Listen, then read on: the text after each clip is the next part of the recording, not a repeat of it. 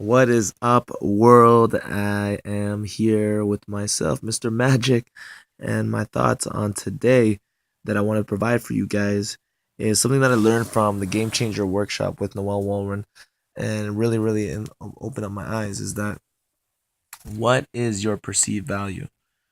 Okay, it all goes back to perception. Is what is your perception of yourself when you offer or render yourselves your service to others? Okay, and in a sense where let's say for now, like for my example, okay, when I first started doing magic in my professional career, I didn't really see myself as a really high worth magician. Okay, so I was only charging $150 an hour. Okay, and then I realized, and I started talking to more and more people, and people would keep telling me, man, bro, you're worth way more than that. I'm like, nah, you know what, it's not, I'm not there yet. I still have to build up my repertoire. I have to get more brand recognition, and just people. I need to build a community around me first.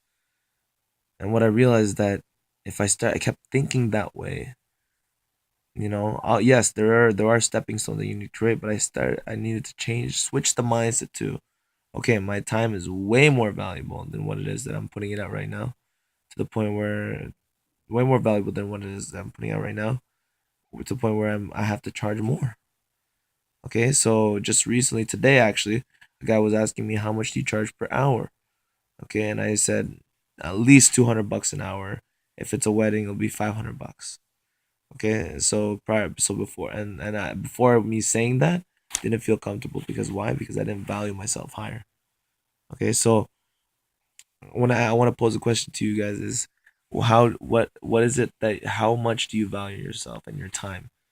When you're giving your time to people, are you really getting the amount that you want for the time that you're giving?